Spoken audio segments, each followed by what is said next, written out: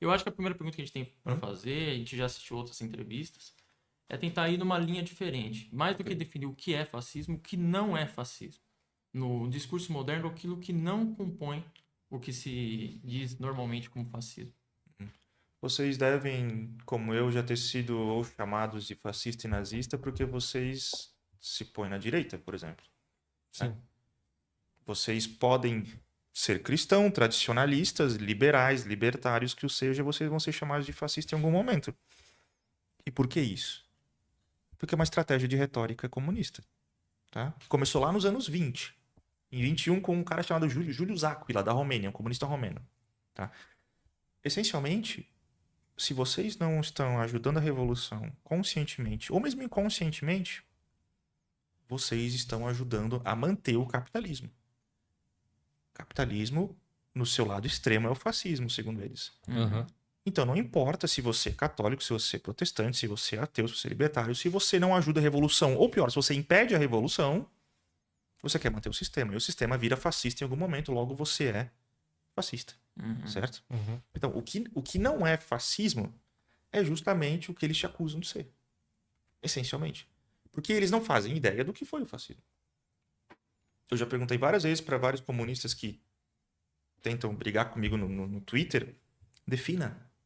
Se você quer me atacar de algo, se você quer discutir, beleza, vamos lá, eu aceito, mas defina. Me defina o fascista. Eles não sabem. Uhum. Eles têm aquela ideia de que o fascismo é o botão reboot do capitalismo, né? Quando ele entra em crise. E quando eles falam isso, eles pensam em tudo. Tanto em Hitler, quanto Mussolini, essencialmente. Mas a questão é, historicamente, nem Hitler nem Mussolini foram financiados antes de chegar ao poder pelo grande capital. Não foram. Mussolini foi financiado pelo capital agrário, latifundiário, em algum momento da luta da Guerra Civil. Mas o capital financeiro industrial não financiou a ascensão fascista e nem na Alemanha não financiaram Adolf Hitler, senão o Fritz Thyssen, que era o herdeiro da Thyssen, né? Aquela grande empresa metalúrgica. ThyssenKrupp? Isso. Ele tem um livro chamado Eu Financiei Hitler, no caso, né? Mas foi o único grande industrial a financiar Hitler antes de 33. E pelo contrário, os comunistas eram financiados pelos banqueiros, né? Tinha um grande ajuda de banqueiros, sim. É estranho isso, mas os nazifascistas não tiveram praticamente ajuda de nenhum grande capital. Uhum.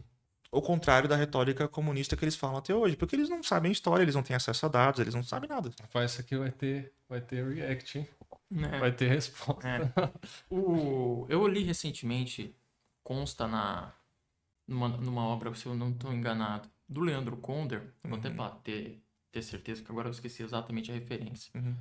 E ele se refere a um momento, 28 de outubro de 22, que alguns membros de uma associação da Confindústria lá italiana, né, associação e da associação bancária, teria dito para o Giolitti, o primeiro-ministro histórico italiano, né?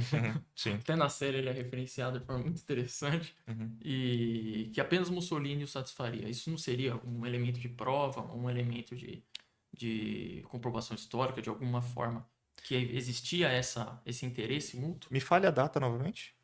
28 de outubro de 22. Isso explica muita coisa, né? Depois da marcha sobre Roma. Depois da marcha sobre Roma. Veja, o que grandes capitalistas querem se não uma relação simbiótica com o Estado, em grande medida? Isso não é uma exclusividade de fascismo e nazismo. Isso acontece em maioria das sociedades modernas. Se Mussolini chegou ao poder, ele se tornou um player forte na política italiana. Ele é o primeiro-ministro, para começar.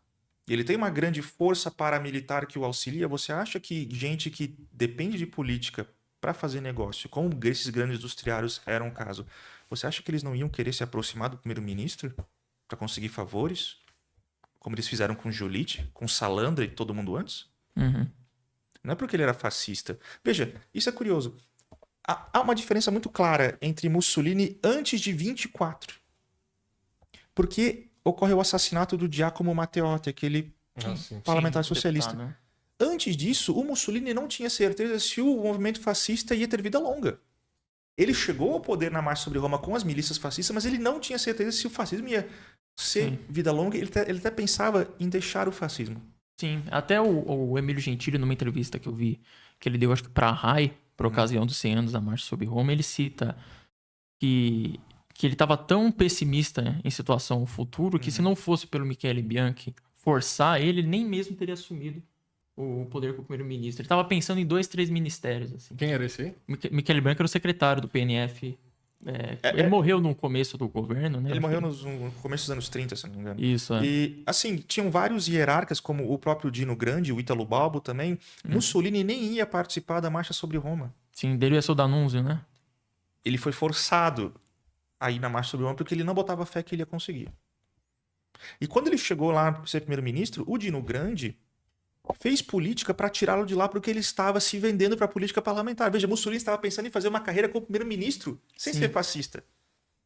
Estavam cogitando retirá-lo.